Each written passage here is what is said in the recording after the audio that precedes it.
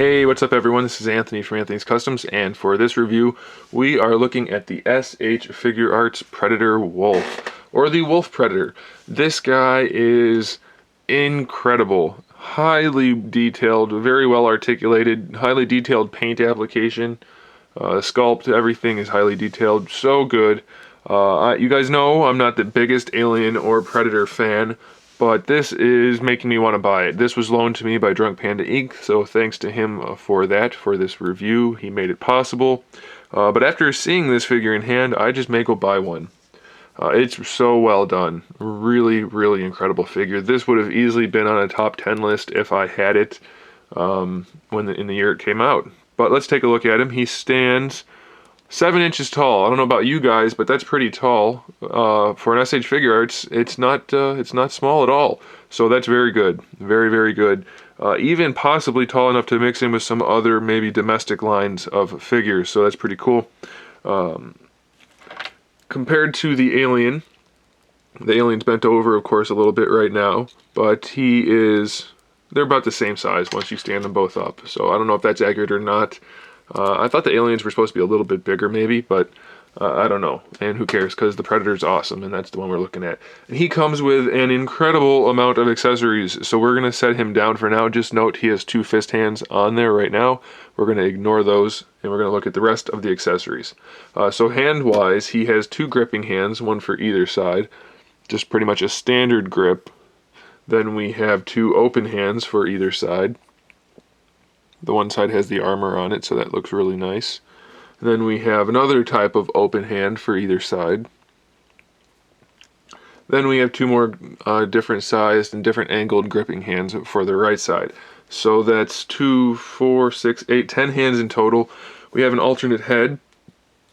Obviously one has the helmet and one does not. The detail is really, really good, and the cool thing about the unhelmeted head is you can pull off the mandibles. This is kind of a closed mandible, and you can put on these interchangeable pieces which make it an open mandible, like he's yelling or something. So that's a really nice feature, and they look pretty good once you put them on. You don't really see the seams that much. So there's the open mandible, very nicely done. And then the dreadlocks on this guy, all of them are individual except for one little cluster of like 3 tucked in there. But these are all separate pieces, so they're not really going to get in the way of posing too much. So that's really impressive. And then just so much detail went into that. Very, very cool.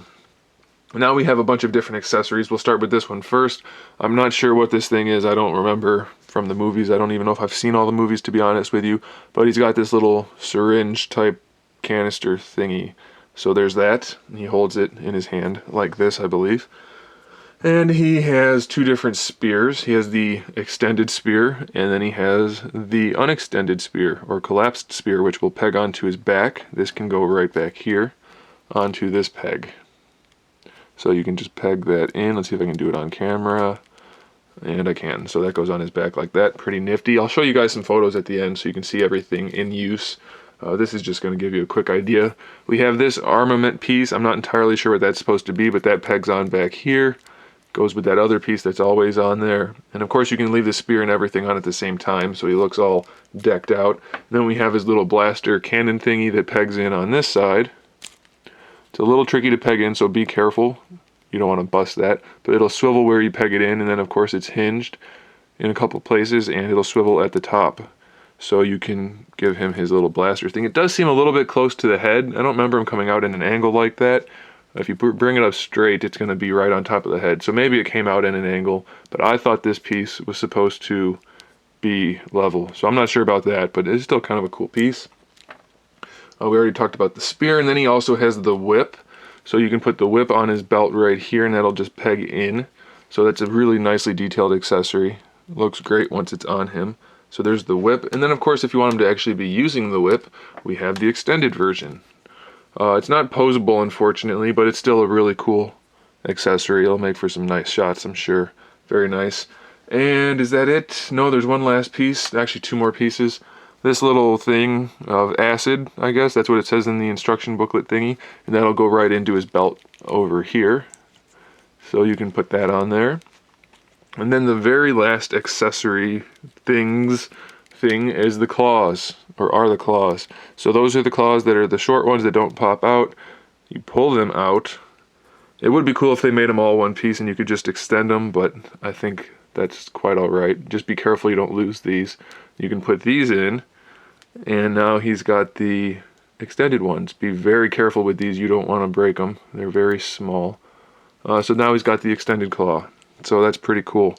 Very nice batch of accessories, especially for the price point. I think he's only around 50 bucks right now. He might have been a little bit higher when he came out, but still, even if he was 70 or 80 bucks, you're getting your money's worth. This is one heavy duty figure. There's a whole lot going on here, and all those accessories, you really just can't beat it. So as far as the articulation goes, we have I think it's a single ball peg for the toe, but it doesn't give you that much range of motion just due to the sculpt, but it is there.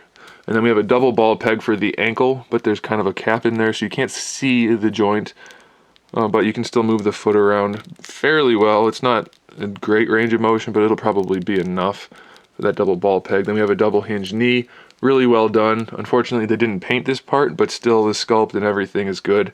Everything's fairly seamless, so I like that for the knee. Standard SH Figure Arts hips, we have the hinged ball peg, so you can pull the leg down to get your posing done.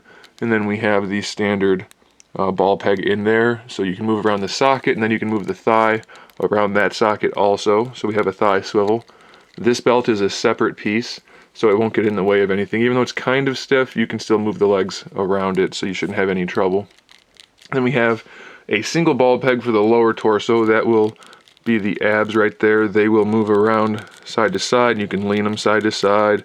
Rotation, hinge them, anything you really want to do with that lower torso you can do. Then we have a double ball peg for the upper torso, which will give us our full swivel, ab crunch, side to side. Really, you can pose this guy as much as you want, and it's going to look good, and it's going to function well. It's really, really impressive. This is a separate piece, so that won't get in the way of the articulation.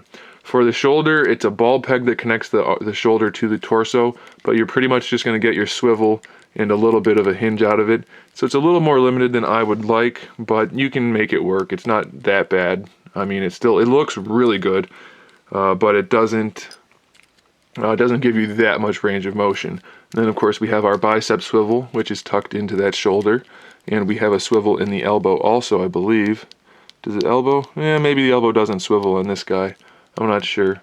We do have the double hinge though. Let's see. So we have the double hinge, that works fine. Actually, I don't think this one's gonna swivel. I was thinking of the alien when I said that. So yeah, no swivel down here, but you do get the full bicep swivel at the top. Double hinged elbow, and then the wrists, of course, are standard. Come on, SH Figure Arts wrists. That, actually, they're not standard, are they? We have a ball peg at the bottom, so it's actually a double ball peg with a little cap in there. So the wrist itself, that sculpted piece, is just a floating piece that hides the double joint. So that'll allow the hand to move around a little bit in there. I hope that's not a very fragile double ball peg, because it does take a little bit of force. So that's cool. So no bicep swivel in the elbow, but it is up here, so that's fine. Same articulation on this arm, except we also have this kind of floating piece right here, and that is for his shoulder armor. You just peg that on, that's a ball peg, so that won't get in the way. You can just rotate that around based on how you're posing him. So that's really nice. It hides the joint, and it makes the shoulder armor functional. So very cool. He has this floating necklace thing of these skulls, and as far as the neck articulation, I'm not sure. We're going to pull this off and see what we have going on. This, I guess, technically is an accessory. The neck itself is on a double ball peg, it feels like, so you can move that whole piece around.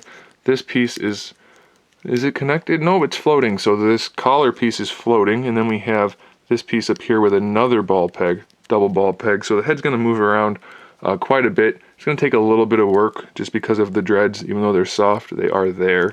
So you have to be aware of that. But definitely cool batch of articulation, lots of accessories.